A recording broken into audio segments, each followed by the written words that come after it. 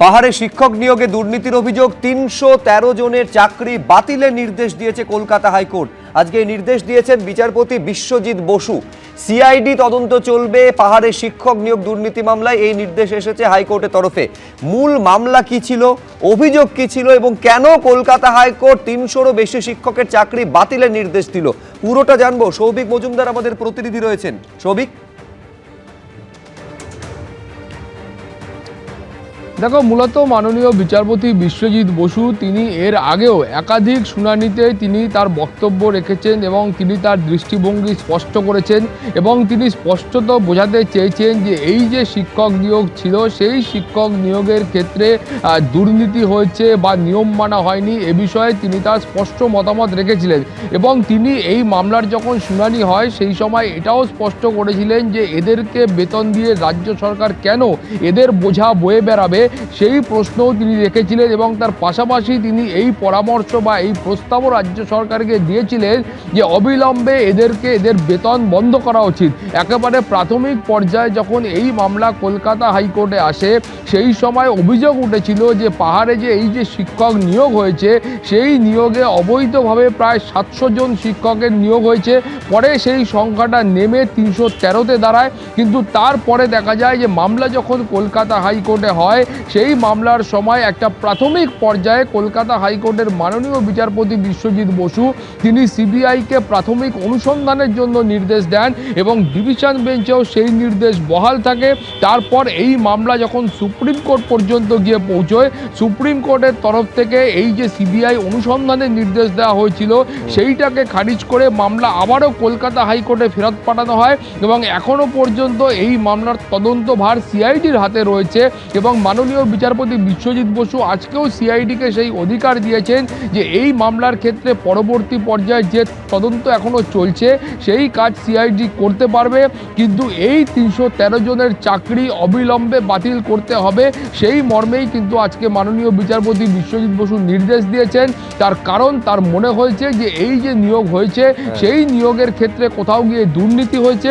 যদিও তোমাকে একই সঙ্গে বলবো যে সরকারের তরফে যুক্তি ছিল যে হতে পারে এই নিয়মের ক্ষেত্রে সেই সম্ভাবনা আছে যে কোথাও গিয়ে হয়তো নিয়ম মানা হয়নি বা কোথাও গিয়ে হয়তো একটা বেনিয়ম হয়েছে, কিন্তু এই নিয়োগের সঙ্গে কোথাও গিয়ে দুর্নীতি হয়েছে সেটা মানার জন্য রাজ্য সরকার কিন্তু প্রস্তুত নয়। এবং তারা যখন এই মামলার সওয়াল জবাব বা বিচার পর্ব সংগঠিত হয় সেই সময় তারা একাধিকবার এই বক্তব্যও পেশ করেছেন।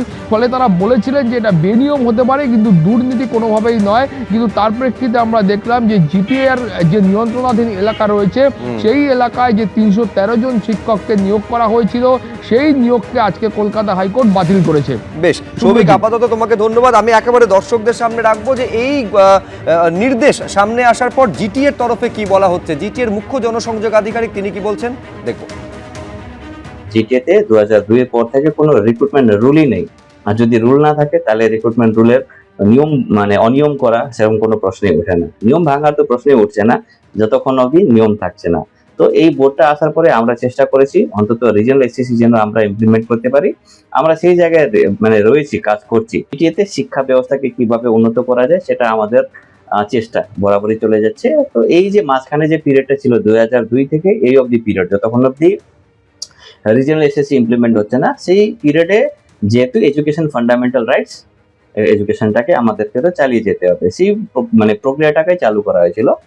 তো সেই জায়গাতে আমি মনে করি না এই পার্টিকুলার রায় খুব একটা বড় কোনো গুরুত্বপূর্ণ থাকবে আমাদের পক্ষে। So will definitely approach higher authorities আর হায়ার কোর্টগুলোতে আমাদের আবেদন থাকবে।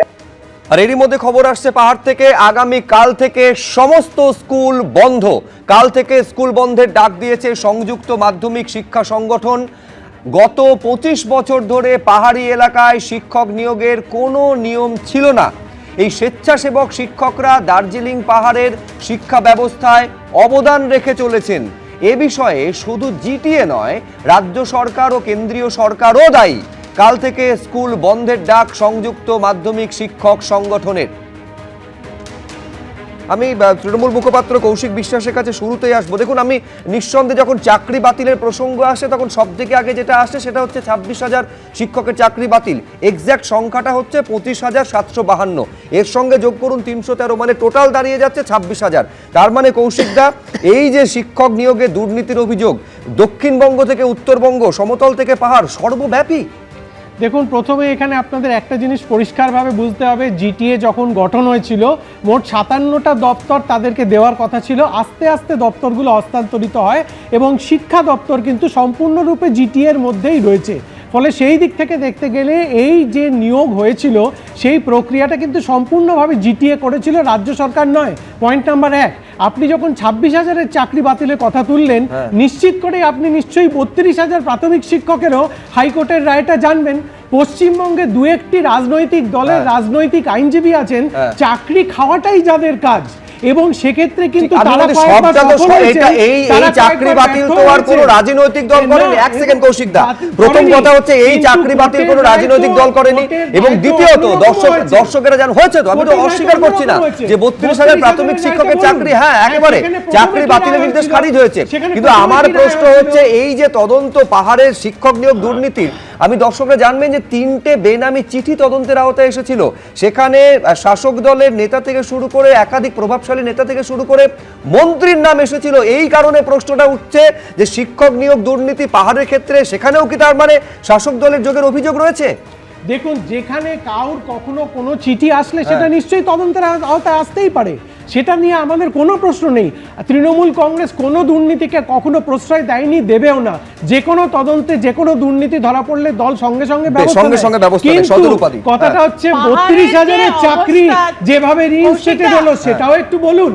আর পাহাড়ে উনি নিজেই বললেন, শুনলেন 2002 সাল থেকে, আমরা তো ক্ষমতায় এসেছি 2011-এ সরকারে এসেছি আমরা। পাহাড়ের এই যে সমস্যাটা, এটা আবারও দেখিয়ে দিল যে কিরকম বিমাত্রিক সুলভ সম্পর্ক মুখ্যমন্ত্রীর পাহাড়ের সঙ্গে। যদিও উনি এসেই বললেন পাহাড় হাসছে, জঙ্গল হাসছে, কিন্তু আবারও এই যে 300 কত লোকের চাকরি বাতিল গেল এবং আবার পাহাড় বন্ধ হবে, এবং যে জিটিএর যে রিপ্রেজেন্টেটিভ সে মুচকি মুচকি হেসে বলছে রুলই নেই। মানে 15 বছরে একটা কোনো এসওপি পর্যন্ত রাজ্য সরকার ফর্ম করতে পারলো না। জিটিএ, আমি 15 বছরের কথা, আপনারা 15 বছরের হিসেবটা দিন, বাকি 10 বছর সিপিএম তো হিসেব দেবে না, কারণ সিপিএমকে মানুষ বের করে দিয়েছে, সেটা নিয়ে আমি কথাই বলছি না।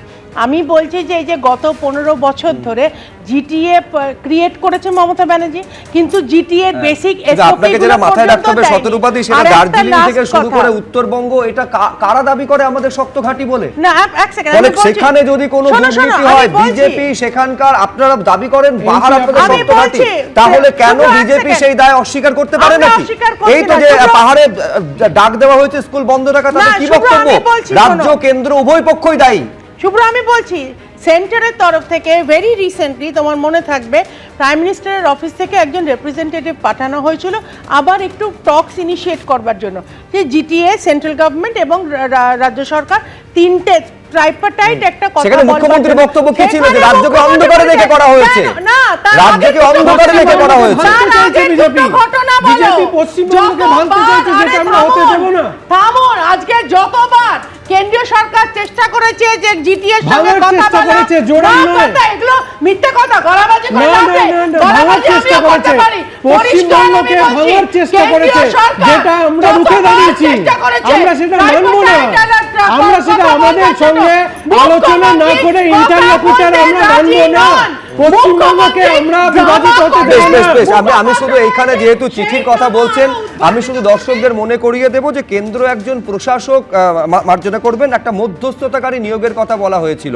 মুখ্যমন্ত্রী সঙ্গে সঙ্গে ক্ষোভ প্রকাশ করে বলেছিলেন যে রাজ্যের সঙ্গে আলোচনা না করে এই রকম মধ্যস্থতাকারী নিয়োগ করা এক পেশে সিদ্ধান্ত, সম্পূর্ণ অন্ধকারে রাখা হয়েছে, এইটা বলা হয়েছিল। এবিপি আনন্দ, এগিয়ে থাকে, এগিয়ে রাখে।